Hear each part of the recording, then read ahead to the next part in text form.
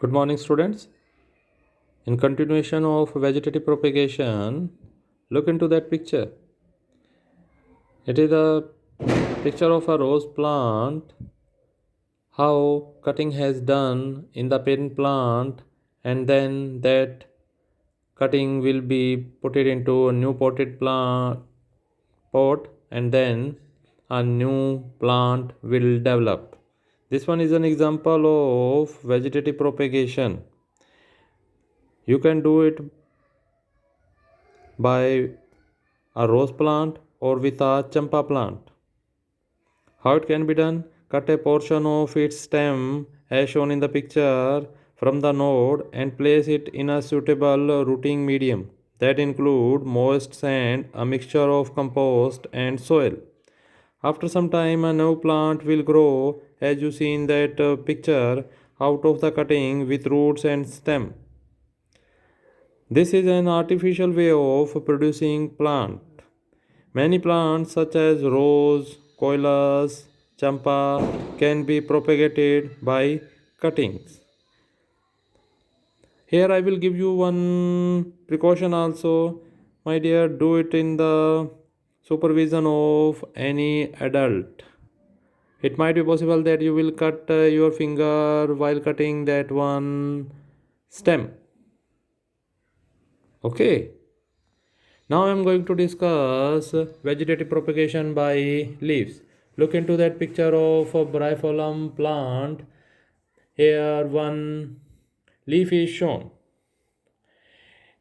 In that plant of bryophyllum, on the margin of the leaves contains a lot of buds. As you will see in that one video,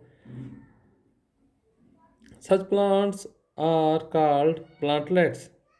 Arise from these buds. These plantlets fall off and develop into mature plants. It is also an example of vegetative propagation.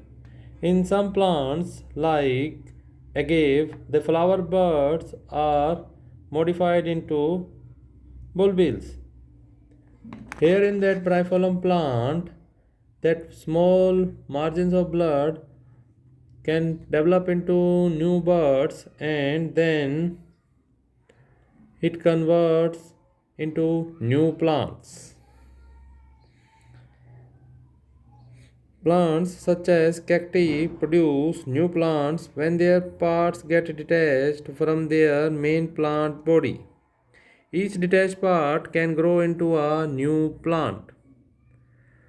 Plant students, whatever the plants produced by vegetative propagation takes less time to grow and bear flowers and fruits earlier than those can be produced by the seeds. One more advantage of vegetative propagation is that the new plant have exact copy of their parent plant. Whatever the fruits, flowers, leaves, their height, that new plant will also have the same. New plant also have the same. Okay. Now I am going to discuss what is budding. It is another form of vegetative propagation. Yeast is a single cell function that has many uses. Have a look into that picture. Reproduction in yeast by budding. Students, yeast is a single celled fungus that has many uses. It is used by human in baking industry, in beer industry. The asexual form of reproduction in yeast is through budding. Here into that, look into that picture. In the yeast cell, one small bud or developing bud, you can see that new bud will convert into bigger one, and then a chain of buds can occurs on the parent plant. A small outgrowth is called bud. It is formed on the parent cell. The nucleus of the parent cell divides into one daughter nucleus migrates into the new bud. This is called daughter cell. The bud increases in size and after certain interval of time it breaks off. The newly formed cell is an exact copy of their parent cell. Sometimes the bud do not detach from the parent and a chain can be formed. This is called a colony. Yeast requires three things in order to grow. First one is moisture, second one is food, and third one is warm climate or warmth. What three things needed? First one moisture, second one food, third one warmth. Okay, now I'm going to discuss fragmentation. What is fragmentation? Have a look into that picture, fragmentation. Students, this one is another method of propagation. Spirogyra is a multicellular alga found in fresh water, ponds, and in slow streams. It occurs as a slimy dark green scum in ponds. The body is filamentous, having a row of rectangular cells lying one above the other. They have a nucleus and spiral chloroplast. Spiral chloroplast. When the filament of Spirogyra gets broken into smaller fragments or pieces, the fragments grow into complete organism. Have a look into that picture.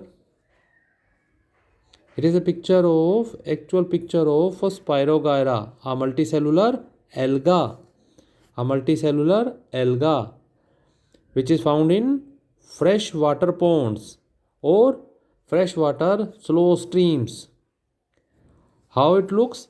It looks slimy dark green scum in ponds. Slimy dark green scum in ponds. Have a look. Okay, now I am going to discuss spore formation. Have a look into that picture.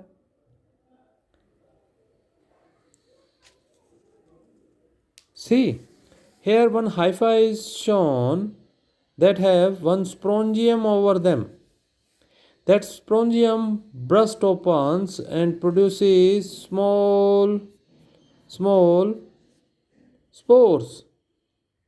When spores are released or when that spores are released, they keep floating in the air. Why they are floating on the air? Because they are very light and it covers long distance.